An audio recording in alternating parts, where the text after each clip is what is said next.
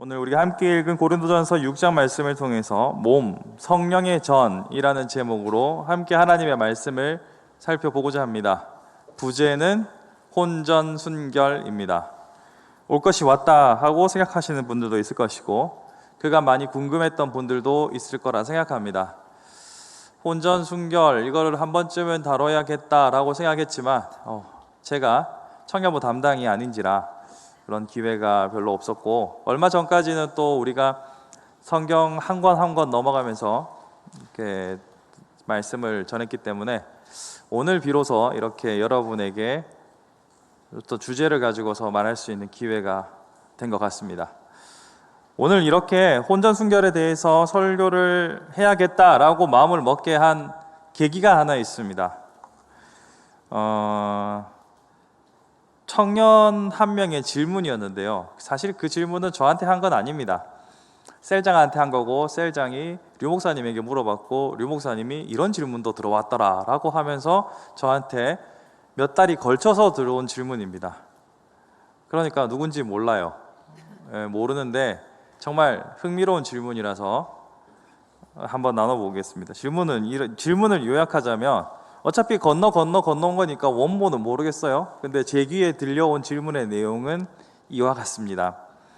성경에서 간음을 말할 때, 간음, 남편이 있는 자가 혹은 아내가 있는 자가 다른 이와의 부정한 관계를 맺을 때를 말하고 있기 때문에, 그때만 말하고 있기 때문에 혼인으로 매여 있지 않은 미혼인 상태에는 이 간음에서 자유롭지 않은가라는 질문이었습니다.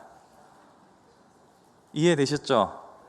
그러니까 나는 싱글이므로 섹스 라이프에서 자유롭다라는 요지인지는 잘 모르겠습니다만, 아무튼 성경은 그렇게 말하고 있습니다. 부부 사이에서 간통이 일어났을 경우에 간음으로 설명을 하고 있죠. 여러분은 어떻게 생각하세요? 저는 엄청나게 재밌었어요, 이 질문이. 이런 식으로도 생각할 수 있구나. 저는 엄청 재밌었고 신박했습니다.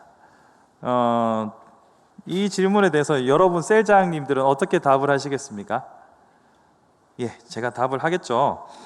어떻게 생각하는지 저의 생각을 말씀드리면, 사실 이 성관계라는 것은 오직 부부 사이에만 허용된 것입니다.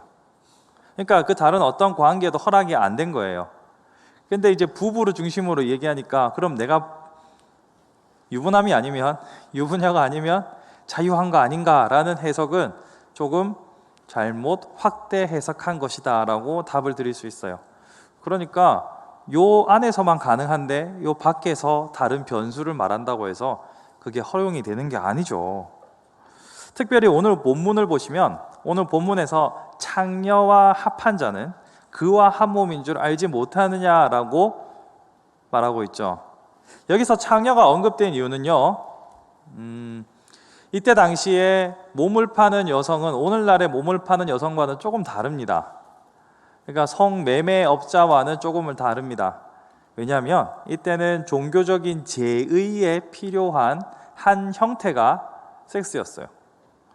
그러니까 여제사장들이 남자들을 접대는 아니다, 그들과의 관계를 통해서 제사를 드렸어요. 그러니까 이 당시 사회에서 창녀와 합한다는 것은 성윤리적으로, 성도덕적으로 지탄받을 일이 아니었다는 말이죠. 오늘날 여러분들이 성매매를 하게 되면 사회적으로 지탄을 받습니다.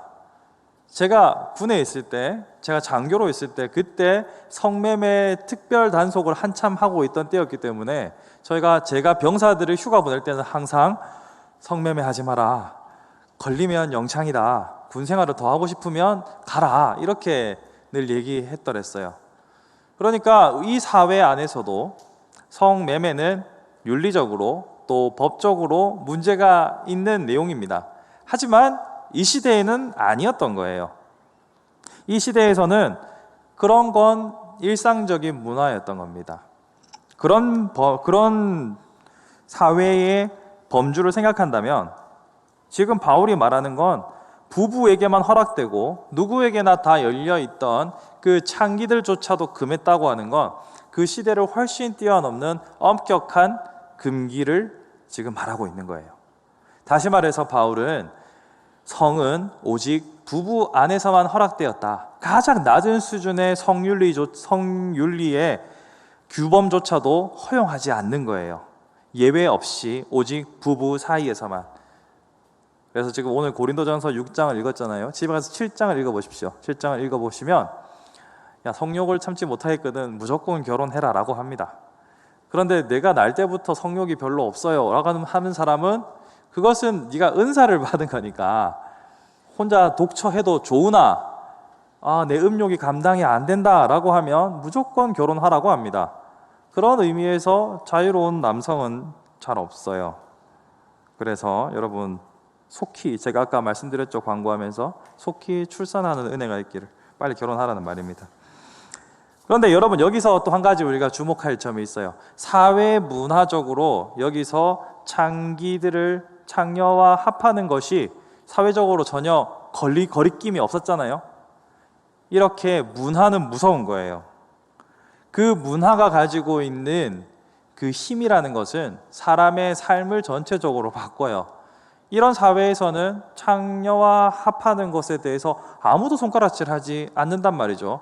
그런 문화권에 여러분이 속해 있다면 여러분은 여자친구가 혹은 아내가 있으면서도 거기 갔다 오는 것에 대해서 전혀 거리낌이 없어요. 나 죄사하고 왔는데 이렇게 되는 거예요. 이처럼 문화가 무서운 거예요.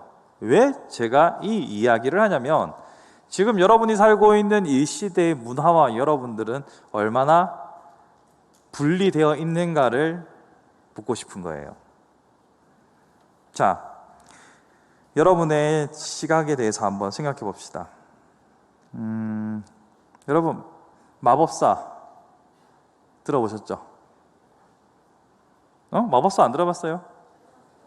나이 40이 될 때까지 섹스의 경험이 없으면 마법사가 된다는 신비한 이야기가 인터넷에 돌고 있어요. 그만큼 장려하는 겁니까? 독려하는 겁니까? 하여튼 마법사, 1박 여행, 동거, 속궁합 이런 이야기 들으시면 여러분들의 마음속에 어떤 생각들이 연상되나요? 성에 대한 시각의 차이는 시대에 따라서 분명히 다릅니다. 50년 전의 성윤리와 지금의 성윤리는 같다고 하긴 힘들죠. 요즘은 사귀는 사람들에게 모텔은 필수 코스인 것처럼 많은 사람들에게 인식이 되어 있는 것으로 보입니다. 제가 또 군대 이야기를 안 할 수가 없는데 제가 민간인을 가장 많이 만났던 곳이 군대이기 때문에 그래요. 제가 신학교 나오고 뭐 이래저래 하다 보니까 친구라는 놈들은 다 목사고 뭐 그래요.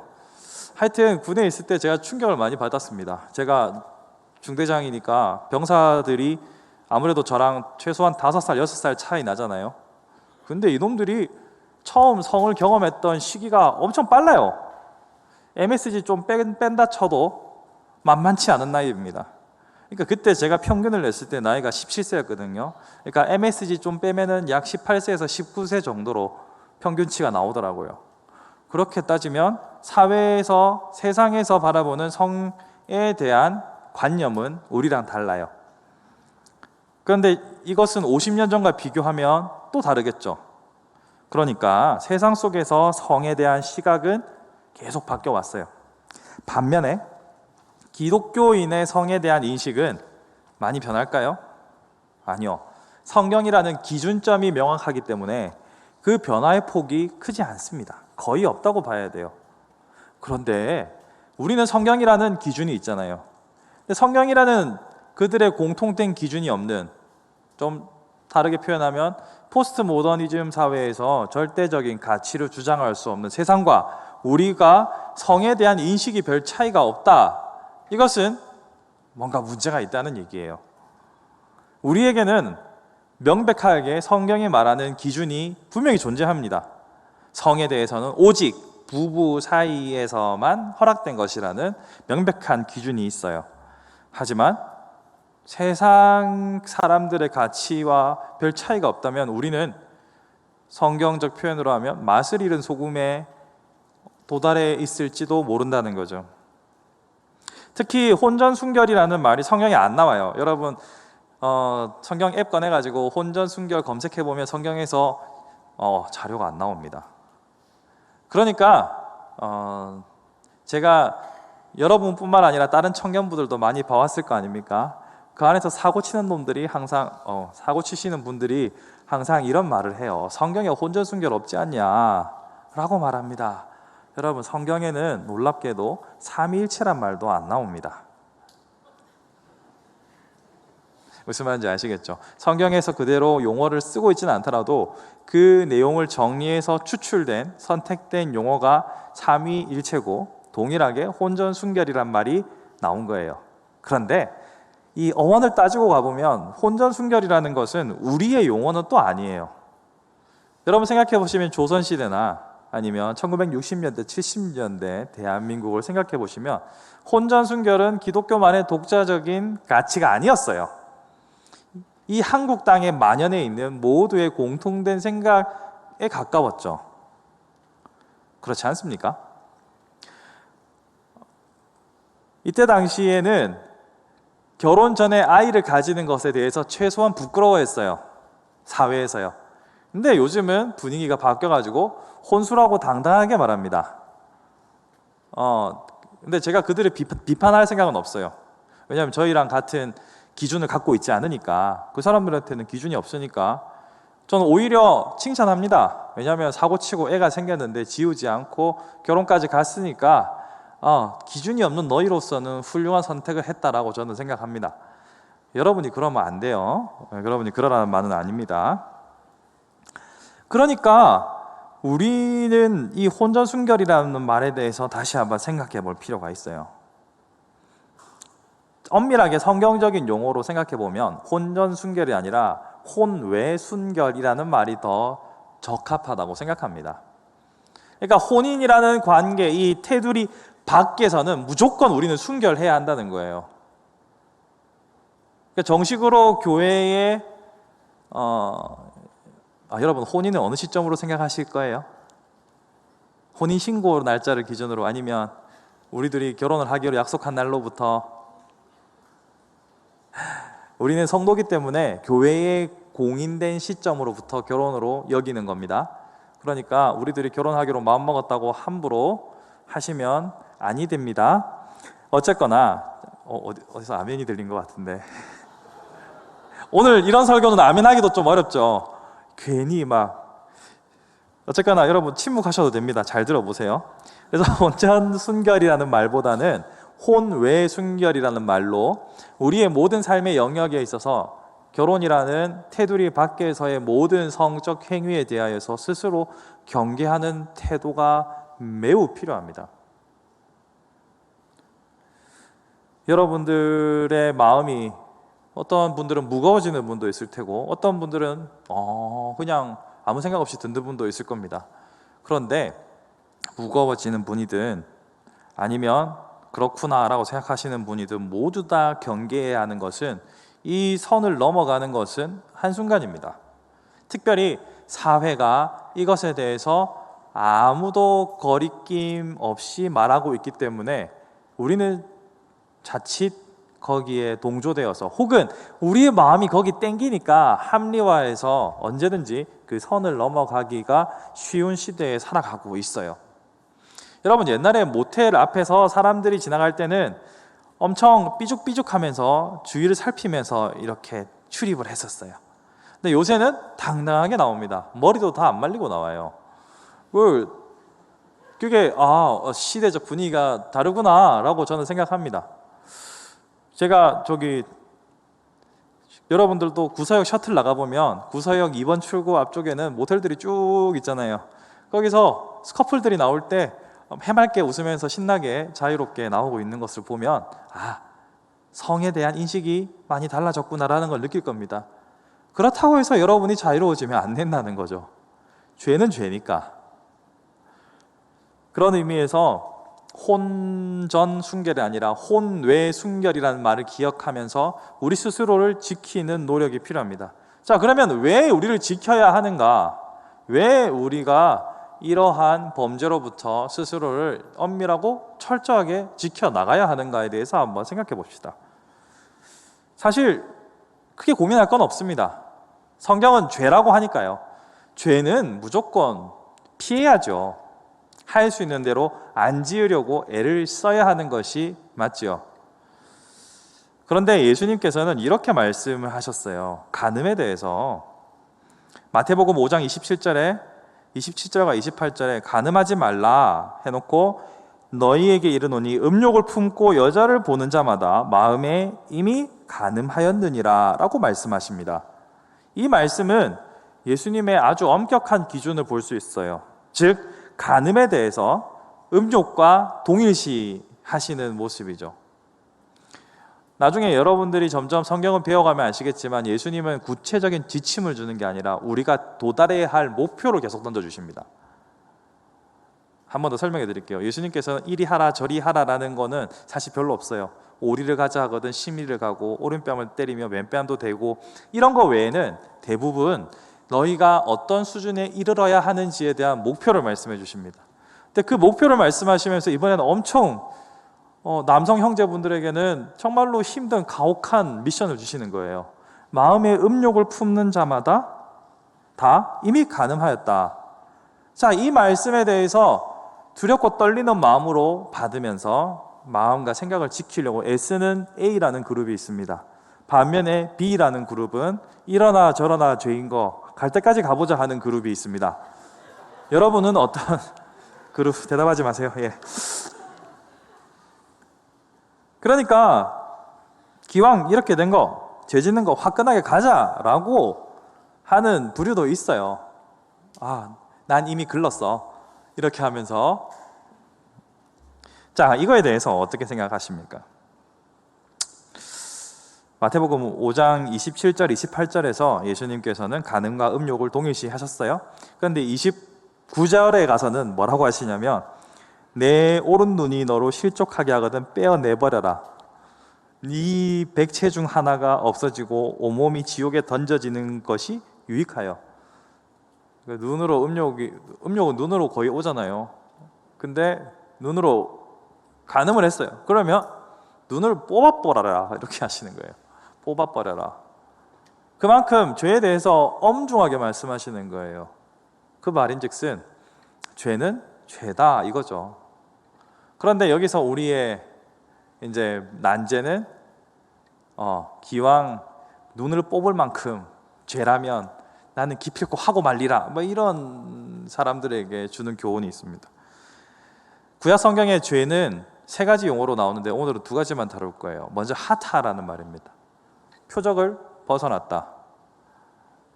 족구할 때 예민하죠. 선 물었다 안 물었다 막 이런 거. 근데 선 밖으로 나가면 그냥 아웃이에요. 그런 아웃 상태, 인이 아니고 아웃이라는 상태, 그것을 하타라고 합니다. 그것을 우리는 눈으로 지은 죄, 음욕, 간음이라고 볼 수 있을 것 같아요. 반면에 파샤라는 말이 있습니다. 이건 대놓고 대항하고 저항하는 것을 말하죠. 이것은 뭐에 해당할까요? 이미 나는 글렀어. 갈 때까지 가보자. 파샤에 들어가지 않겠습니까? 이 둘의 차이가 뭔 줄 아세요? 하나는 미필적 고의에 의한 살인이고 하나는 의도적 살인입니다. 형량이 뭐가 클까요? 예, 물론 당연히 의도하고 계획한 범죄가 더 큰 처벌을 받죠. 물론 하나님께서는 그렇게 형량에 대해서 뭐가 더 큰 죄다라고 말 안 합니다. 왜냐하면 하나님의 입장에서 죄는 다 죄니까요. 여러분 이거를 잘 이해하셔야 됩니다. 죄는 다 죄예요. 죄는 다 죄인데 우리 안에서 막 등급을 매기기는 해요. 그렇죠? 근데 죄는 죄인데 우리가 의도적으로 하타이냐 파샤이냐에 따라서 우리의 형량이 달라지는 게 아니라 우리가 하나님을 향한 태도가 달라지는 거예요. 형량을 성경에서 말 안 하거든요. 성경에서 상급도 구체적으로 말 안 합니다. 그래서 뭐라고 제가 설명드리기 어렵습니다. 만약 우리가 천국에 가서 나는 셀장의 디렉터의 간사까지 했으니까 일반 평신도와 상급이 같을 수가 없어 라고 생각한다면 여러분들은 자본주의에 이미 쩔어 있는 겁니다. 천국에서조차 그런 상급의 차등이 생기면 천국 아니에요. 예. 알아듣고 계시죠? 천국에서도 차별이 존재한다면 그 천국은 이미 그걸로 천국이 아닌 거잖아요. 마찬가지로 죄가 더 중하다고 해서 더 큰 벌을 받을 거다라고 생각하면 사실 성경적인 관점은 아닙니다. 그럼 뭐가 중요하냐면 내가 실수로 죄를 지었을 경우에는 언제든지 하나님과의 관계가 회복되는 길로 다시 돌아서는 게 어렵지 않아요. 근데 내가 대놓고 하차가 아니라 파샤로 죄를 지었잖아요. 그러니까 계획 범죄를 저지르잖아요. 그럼 다시 하나님께 돌아가기가 너무너무 힘이 듭니다. 회복이 잘 안 돼요. 그런 의미에서 여러분들에게 갈 때까지 가보자라는 것을 무조건 말리는 겁니다. 거기다가 본문은 부정적 성행위로 인한 죄가 몸의 죄를 저지르는 것이라고 말하고 있죠. 그러니까 몸의 육체가 그리스도의 전인데, 성령의 전인데 음행을 하는 자마다 죄가 몸 안에 죄를 범한다고 말하고 있어요. 이게 어떤 의미인지를 한번 생각해 보셔야 돼요. 몸은 생각보다 중요합니다. 물론 여러분 몸을 엄청 아끼고 사랑하시잖아요. 좋은 것만 먹으려고 하고, 여러분 몸을 위해서 운동도 하시고 막 운동 안 하시네요. 그래서 여러분들께서 몸에 대해서 성경적인 관점으로 이해하실 필요가 있어요. 왜냐하면 우리의 몸은 나중에 다시 부활하기 때문입니다. 그러니까 여러분 죽어서 천국을 간다고 생각하시면 오산입니다. 천국은 죽어서 가는 것이 아니라 이 땅에서 누리는 것이고 여러분의 육체로 누리는 것이 천국입니다. 이 천국의 개념은 다음번에 다시 한번 기회를 잡아서 설명을 드릴 테고요. 어쨌거나 우리는 나중에 육신으로 부활해서 다시 처음 창조됐던 낙원으로 들어가는 거예요. 그러기 의미에서 몸은 정말 중요한 의미를 가집니다. 또한 우리는 몸으로 하나님과 연합되는 거예요. 그러니까 여러분의 영성이 몸과 분리되어 있지 않다고요. 그런 의미에서 여러분이 갈 때까지 가버리면 여러분의 영성에 치명적인 결함이 생깁니다. 성경이 우리에게 말하고 있는 바에 귀를 기울이셔야 합니다. 만약 여러분들이 그렇게 실수를 혹은 의도적으로 이미 버린 몸 달리고 있다면 돌아서셔야 합니다. 만약 죄를 죄로 그대로 남겨두고 있으면 여러분의 믿음은 과연 어디에 있는 것이라고 말할 수 있겠습니까? 행함이 없는 믿음은 죽은 믿음이라고 했을 때 그 행함은 순종으로 설명할 수 있습니다. 하나님 말씀에 순종하지 않으면서 계속해서 내가 구원받은 백성이다라고 말할 수 있을까요? 다시 한번 강조드리지만 행함이 없는 믿음은 죽은 믿음입니다. 그러므로 여러분의 행함이 하나님 앞에 부끄럽지 않기 위해서 부단히 애를 써야 합니다. 아울러서 우리가 죄에 대해서 생각해 볼 것은 죄는 용서받을 수 있다는 사실을 꼭 기억하십시오. 행여 이 중에 실수한 분이 있을 수도 있습니다. 아니, 저는 있다고 확신합니다. 왜냐하면 제가 20년 동안 봐온 청년부는 여기뿐만 아니라 다른 청년부에서는 이러한 사건 사고가 그쳤던 적이 없습니다. 우리 함께하는 교회 청년부는 특출나게 다르지 않기 때문에 잘하는 것은 많지만 못하는 것도 많기 때문에 저는 반드시 문제가 있을 거라 확신합니다. 만약 넘어진 분들이 계시다면 속히 회개하면서 동시에 용서받을 수 있다는 사실 또한 기억하십시오. 용서받지 못할 죄라는 것은 없습니다. 우리는 종종 순결을 잃었다 라는 표현으로 이것은 되돌릴 수 없는 죄라고 스스로 낭망하고 스스로 교회를 떠나는 경우도 좀 왕왕 있어 왔습니다. 하지만 아닙니다. 여호와 앞에서 성결, 순결은 오직 그 피로 가능한 것이지 내가 어찌어찌 한다고 만들어지는 게 아닙니다. 그러니 회개하면 기억치도 않으시는 그 하나님 앞에 회개하고 자신의 삶을 정상 궤도로 돌려놓으십시오. 히브리서는 이렇게 말씀하십니다. 또 그들의 죄와 그들의 불법을 내가 다시 기억하지 아니하리라 하셨으니, 기억하지 아니하신다고 했습니다. 여러분은 기억할지 몰라도 하나님께서는 죄로 기억하지 않으십니다. 여러분이 설령 넘어졌다 하더라도, 실수했다 하더라도 회개하고 그 길에서 돌아선다면 여러분들은 다시 정결한 그리스도의 신부로 살아갈 수 있습니다. 그러니 죄의 문제는 명백하게 죄의 문제로 접근하십시오. 이 말인즉슨 죄이기 때문에 어쨌거나 멀리 하셔야 한다는 것이고, 행여 실수하더라도 죄는 하나님 앞에서 용서받을 수 있으므로 속히 회개하시고 그리스도 안에서 참된 자유를 누리셔야 합니다. 여기까지는 원론. 이제부터 실전편 들어갑니다. 자, 왜냐하면 구체적으로 여러분들이 뭘 조심해야 되는지를 알아야 되니까, 먼저 여인들이여, 남자의 말에 속지 마십시오. 약해지지 마십시오. 남자 사람의 말을 믿지 마십시오. 남자의 성욕은 지구상에 존재하는 모든 생명체 중에 최상위입니다. 성욕을 하나의 힘으로 계산해 봤을 때, 힘은 뭐 질량 뭐 이런 거 다 상수에 들어가잖아요. 근데 제일 해결할 수 없는 높은 상수가 뭐냐면 시간입니다. 동물은 번식기라는 게 있는데 사람은 그게 없습니다. 그렇기 때문에 남자 사람의 성욕은 지구상의 최상위에 속해 있습니다. 그런 남정네들에게 틈을 내주시면 안 됩니다. 틈을 내주는 순간 미쳐 날뛸 수가 있습니다. 그러니 여성 여러분들은 절대로 속지 마시고, 감언이설에 속지 마시고 약해지시면 안 됩니다. 만약 내가 혼전순결, 오늘 배웠으니까 이제 혼외순결이라는 말로도 대체할 수 있겠죠.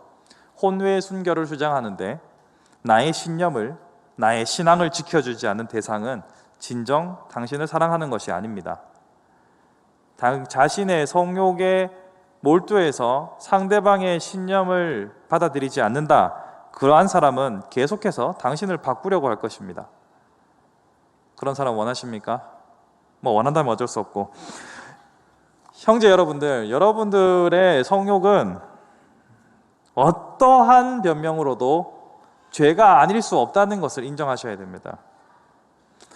보통 저한테 와서 혼전순결에 대해서 물어보는 형제들은 대부분 사고 친 애들이에요. 제 경험상. 그런 애들한테는 빠져나갈 구석이 없으니 회개하고 다시 돌아와라 라고 말합니다. 그렇게 말하면 매우 실망한 표정으로 돌아갑니다.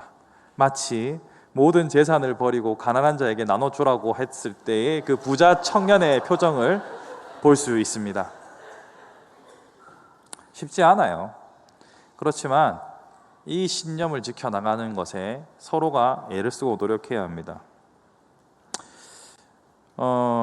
뿐만 아니라 여성분들은 이러한 속임을 많이 당합니다.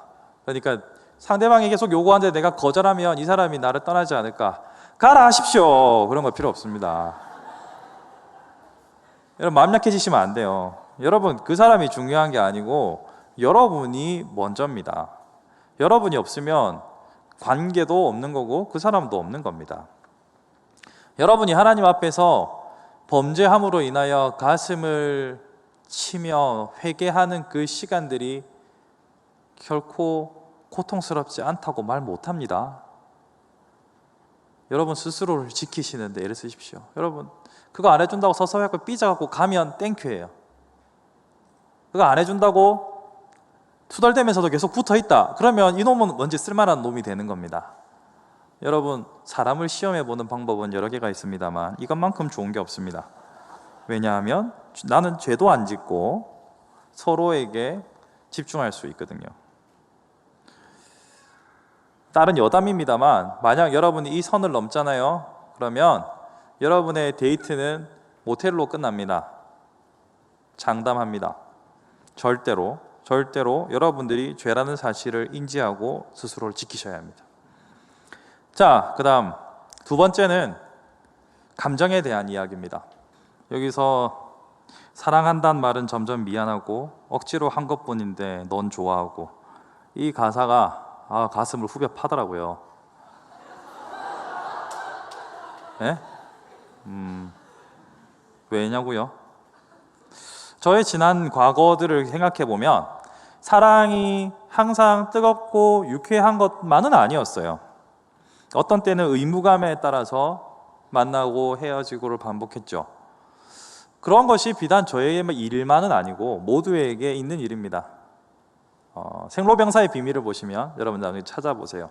사랑의 감정이라는 것은 호르몬의 과다 분비로 1년 동안은 미친 듯이 즐겁고 행복합니다만 그 상승과 하강 곡선이 가파르게 1년 안에 종결됩니다. 그 뒤로는 정으로 사는 거죠. 정으로 만나고. 그런 의미에서 감정이라는 것은요, 생각보다 연약한, 또 어떤 상황이 닥치면 급격하게 피어오르기도 하고 급격하게 사그라들기도 하는, 우리가 의지할 수 있는 대상이 아닙니다. 그런데 이 가사에 보면요, 나도 노력해봤어. 우리의 이 사랑을 안 되는 꿈을 붙잡고 애쓰는 사람처럼 사랑을 노력한다는 게 말이 되니. 사랑은 노력하는 겁니다. 사랑은 노력하는 거예요. 아직 원희가 어려가지고 잘 모르나 본데, 사랑은 노력하는 거예요. 그리고 사랑은 진짜 의리가 맞아요. 결혼해서 나이가 들어가면 서로가 서로를 향해서 애끌 듯한 사랑으로 사는 것이 아니라 서로를 불쌍히 여기는 마음으로 사는 겁니다. 여기 서글퍼요? 아니에요. 불쌍히 여기는 마음이라는 것이 다른 것이 아니에요. 그 사람을, 연약함을 내가 이해하고 내가 기꺼이 도와주고자 하는 마음이죠. 사랑은 이와 같은 겁니다. 감정만의 문제가 아니에요. 그런데 감정만의 문제가 아닌 이 사랑을 감정의 일로 처리하려고 하면 반드시 상처받습니다. 제가 보장하죠. 여러분의 감정이 예전 같지 않아서 어반자카파의 노라처럼 널 사랑하지 않아 이렇게 되면 어떡할 거예요? 어반자카파 노래, 이 노래 잘 아시죠? 저 이 노래 들을 때마다 사랑은 그렇지, 우리가 서로를 불쌍히 여기는 마음으로 계속해서 노력하지 않고 감정에만 충실하면 우리는 이렇게 말할 수 있어요. 널 사랑하지 않아, 다른 이유는 없어. 죽일까요? 이거 너 얼마나 빡칩니까? 화가 납니까? 여러분 만약에 헤어짐을 당하는 입장이라고 생각해 보십시오. 다른 이유가 없대요. 왜 이유가 없을까요? 감정이니까요. 감정은 이유가 있을 때도 있지만 없을 때도 있거든요. 그러면 제가 이걸 왜 말씀드리냐면, 지금의 사랑의 감정이 영원한 것처럼 생각하면 상대방의 요구에 쉽게 마음을 열 수 있어요. 근데 그게 다가 아니에요. 사랑은 서로의 존재를 확인하고 서로의 존재를 인정해주고 서로의 존재를 더욱더 보완해 줄 수 있는 방향으로 가야지, 한쪽의 요구가 독단적으로 점철되는 상황은 사랑이 아닙니다. 그렇게 요구하는 상대방은 감정이 아니라 본능에 충실할 수도 있어요. 진짜 성숙한 사랑이라는 것은 오랜 기다림과 수고와 인내로 통해서 만들어지는 겁니다. 여기 이제 곧 결혼하실 분들도 계시고 신혼부부도 계신데 앞으로 참을 인자를 얼마나 마음에 많이 새겨야 할지,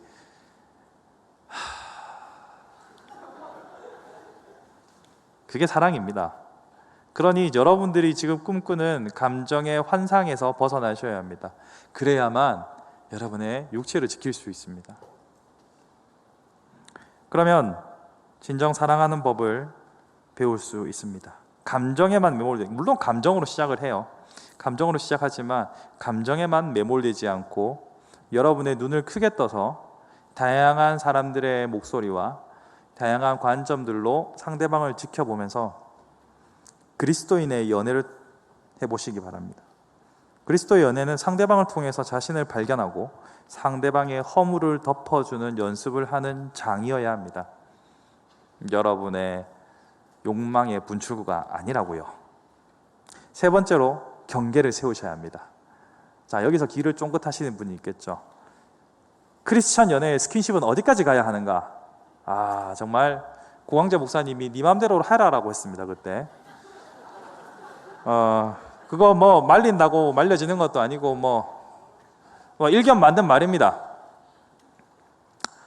하지만 그래도 어느 정도 기준은 세워야 안 되겠어요. 그래서 제가 담임 목사님과 합의한 건 아닌데 그냥 합의한 건 아닌데 그냥 저의 기준을 제시할 테니까 여러분들이 인정한다 싶으면 따라오시면 됩니다.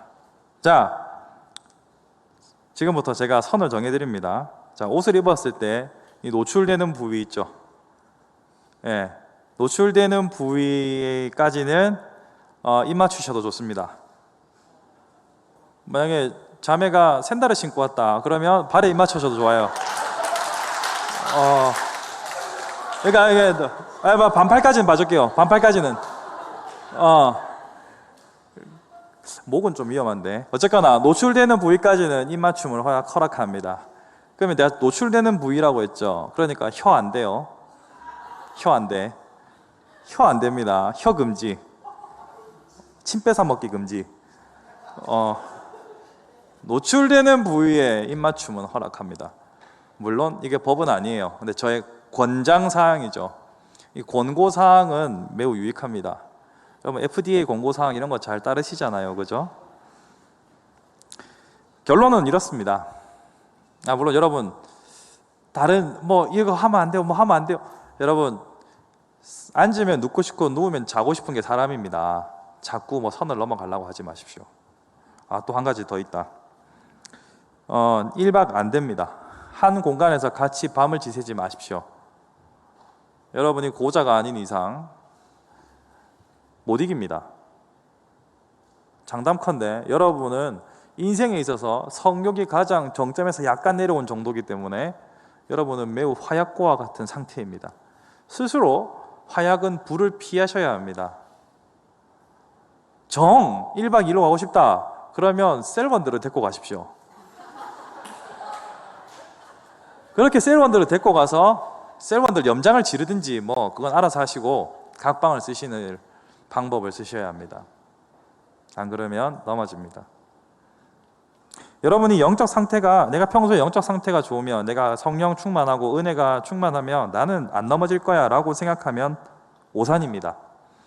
성적인 문제는 내 영적인 지금 상태랑 상관이 없어요. 지금 내가 성령 충만하든지 아니든지 기회만 생기면 성욕은 언제든지 우리를 넘어뜨릴 수 있습니다. 그러니까 미인계라는 걸 쓰는 거잖아요. 동서고금을 막론하고. 내가 지금 내 영적인 상태가 어떠함에 따라서 경계를 늦추거나 강화하거나 하는 변수를 두지 마십시오. 여러분의 영적 상태와 상관없습니다. 성욕은 언제나 365일. 제가 아까 말씀드렸잖아요. 지구상의 모든 생물체 중에 가장 성욕이 강하다고. 스스로 이 사실을 잊지 마십시오. 마법사가 되면 어떻습니까? 좋겠네, 마법사 되면. 그러므로 죄를 죄로 여기는 것이 정말 중요합니다. 죄를 죄로 여기십시오. 죄를 자꾸 죄가 아닌 것으로 스스로 합리화하는 순간 여러분들은 그만큼 다시 돌이키기 어렵습니다. 사랑하는 성도 여러분, 친구 여러분, 제가 이 말씀을 준비하면서도 마음이 참 많이 무거웠습니다. 제가 웃으면서 이야기하지만 이것은 웃으면서 얘기할 문제는 아니에요. 죄를 죄로 여기는 것은 당연한 일입니다. 그럼에도 불구하고 제가 이렇게 말씀드리는 것은 여러분들에게 오랫동안 기억에 남기기 위함도 있고 또한 회개하고 돌아올 수 있는 길을 여러분에게 안내하기 위함입니다. 그러니 사랑하는 친구 여러분, 스스로 몸을 지키십시오.